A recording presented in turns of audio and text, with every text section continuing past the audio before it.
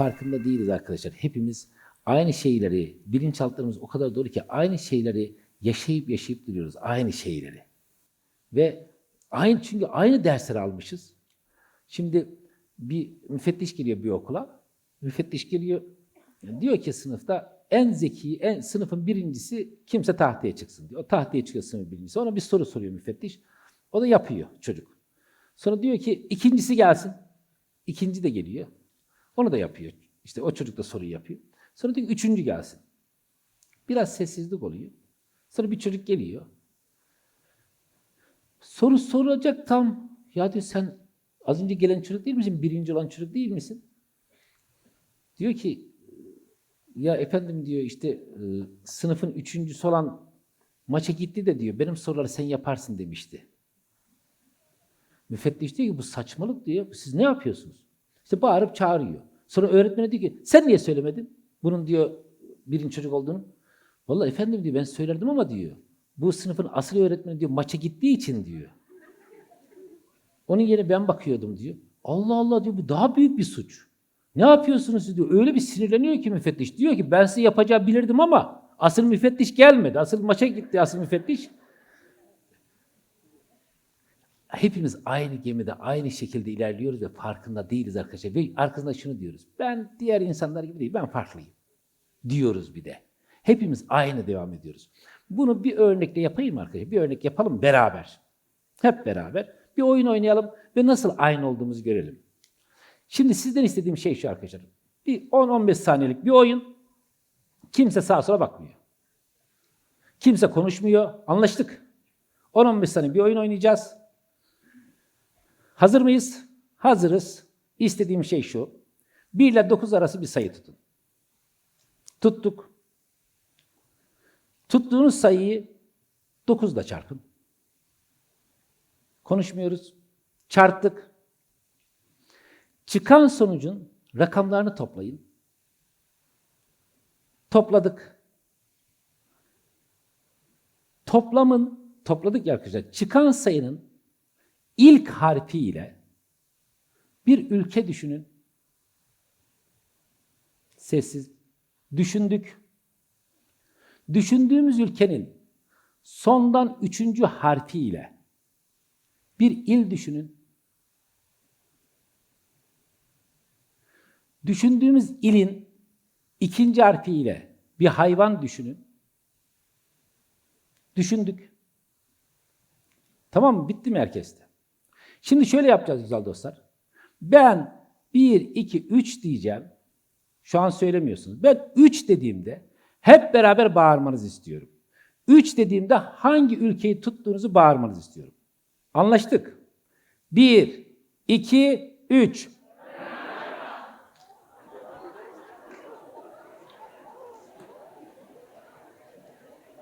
Şimdi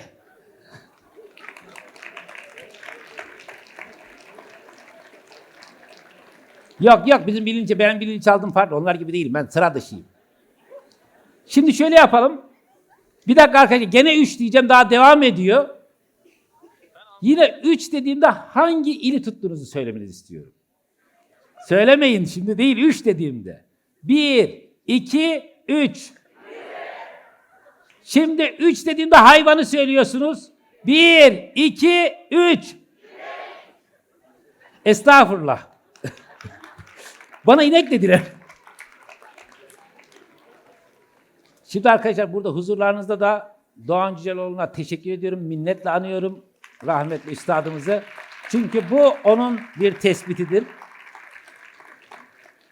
Şimdi güzel dostlar, fark ediyor muyuz?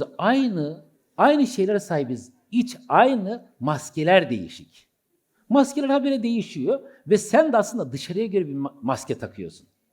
Yani personel maske demekmiş arkadaşlar biliyorsunuz değil mi? Personel kökünden geliyormuş. Ve biz dışarıya göre bir maskemiz var. Ama iç taraf hepimizde aynı. Farkında değiliz. Şimdi bir yerde bir adam işsiz kalıyor. Bir arkadaşa gidiyor diyor ki ya diyor ben işi kaybettim. Bana bir iş bulsak. Arkadaşı da hayvanat bahçesinde çalışıyormuş. O da diyor ki valla müdüre bir soralım. Belki vardır. İşte müdüre gidiyorlar. Müdür de diyor ki valla geçen hafta diyor bir maymun ölmüştü. Onun yeğeni isterse de iş alabiliriz. Adam tamam diyor. Ona bir maymun kostümü giydiriyorlar. O da böyle oynuyor, zıplıyor falan. Ona işte para pul atıyorlar, işte çerez merez atıyorlar, bahşiş atıyorlar.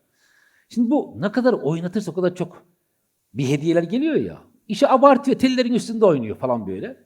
Sonra pat öbür tarafa düşüyor bizim maymun. Öbür tarafta da aslan var. Böyle geliyor aslan. Bizimki bağırıyor. Yani imdat falan çığlık atıyor. Aslan kostümü çıkartıyor. Lan Ahmet zaten zor iş bildik yavrum ne bağırıyorsun? Kostümler değişik. İç aynı. Evet. Güzel dostlar. Burada benim hayatım bana mı ait olsun, topluma mı ait olsun? Onların verdiği hayatımı yaşamaya devam edeyim yoksa sıfırdan yeni bir hayat mı kurayım? Ne dersiniz? İster misiniz şimdi sıfır bir kurmaya başlayalım mı? İstediğimiz hayatı oluşturmaya başlayalım mı? Madem geldiniz, çok teşekkür ederim. Tüm enerjinizi bu bölümden sonra tüm enerjinizi vermenizi istiyorum arkadaşlar. Madem geldik, nasıl olsa bir 5-10 dakika sonra ayrılacağız. Şimdi bırakayım enerjimi bırakabildiğim kadar. Yani anlattığım şeyler gerçeklik değil abi de ya tutarsa? Yani bir de hepsi gerçek. Hem de her şeyden daha gerçek. Gerçek hayat. Yani burada mantığımıza uymayan bir şey bulamadık değil mi güzel dostlar? Hepsi birebir gerçek. Yoksa bu kadar hızlı yayılır mı?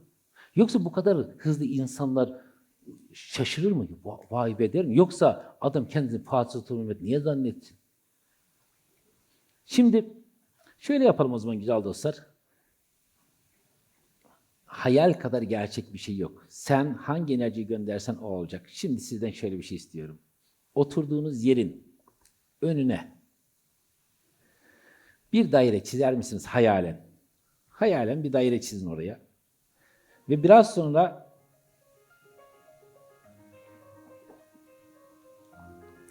ayağa kalkmanızı isteyeceğim arkadaşlar.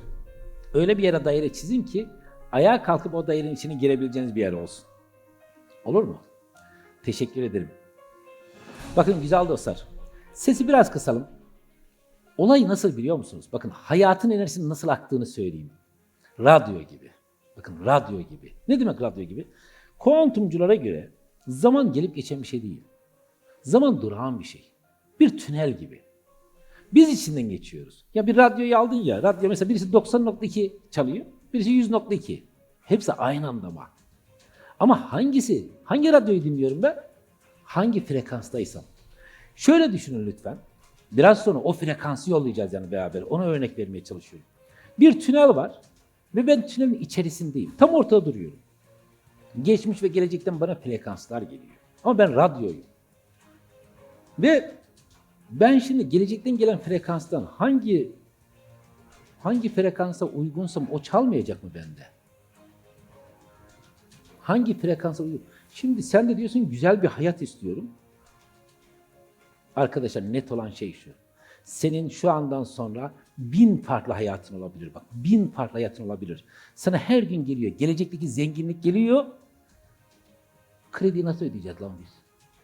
Frekansın uygun değil. Gelecekten sana sevgi dolu bir hayat geliyor. Hayatını her sevgiyle dolduracak. O kaynana gene mi bize geldi ya? Frekans uygun değil. Yani her gün kapın çalınıyor aslında gelecekten güzellikler için. Ama frekans uygun değil. Ve şimdi ben radyo olarak durduğumda ya geliyor değil mi? Radyo frekansı hepsi geliyor değil mi aynı anda? Yani 1000 tane radyo varsa 1000 tane frekans geliyor. Ben de hangisi çalıyor? Ben hangi frekansa uygunsam. Hangi frekansa uygunsam o çalıyor. Şimdi frekansımızı ona uyduralım mı? Önümüze bir daire yapıyoruz. Kucağınızda falan bir şey olmasın çünkü biraz sonra yanınıza ayağa kalkmanızı isteyeceğim. Annemin kucağındaki çiçeği de alabiliriz. Annemin de binlerce hayatı kenara koyalım. Yani önünde boşluk olsun diye. Evet. Bir çember yapıyoruz arkadaşlar önümüze. Ben de yapıyorum. Ve o çembere bir renk verin. O çembere bir renk verin. Çember biraz geniş olabilir. O renkler yukarıya doğru süzülmeye başlasın. Ve şimdi bu hayatta ne istiyorsan her şeyi at o çemberin içerisine. Her şeyi at o çemberin içerisine. Ne istiyorsan. Nasıl olur deme. Sınırsızca. Hayallerinde bari cömert ol. Hayallerinde bari cesur ol. Sınırsızca her şeyi at onun içerisine. Ne istiyorsan.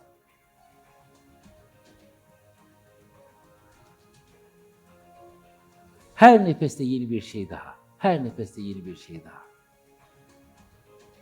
Ve şimdi ayağa kalk.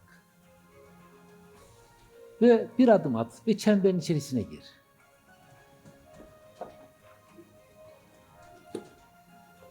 Ve kapat gözlerini. Müziğin ritmiyle beraber onun içine, o çembere koyduğun renklerin seni sarmaya başladığını fark et. O renklere boyanıyorsun.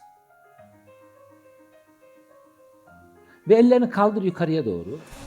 Yukarıya doğru. Kaldır, kaldır, kaldır, kaldır, kaldır. Dua edermiş gibi, evet. Parmak uçlarından o çemberin içine koyduğun her şey bedenine doğru akmaya başlasın. Ne koymuşsan her şey. Hisset, hissedebildiğin kadar. Yaşa, yaşayabildiğin kadar. Her nefeste yeni bir şey gelsin. Her nefeste yeni bir şey. Müziğin ritmiyle beraber daha fazla hisset. Daha fazla hisset.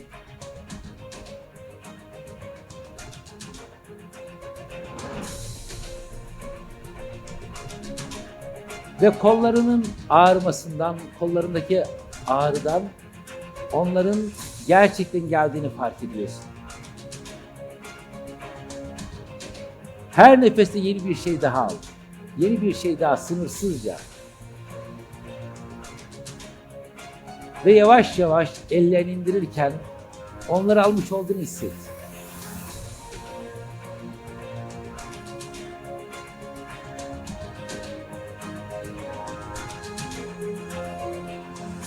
Ve onları almış olarak bir adım geriye atıp çemberinden çıkabilirsin.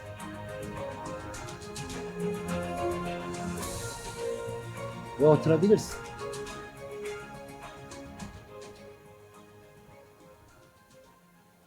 Hayırlı olsun.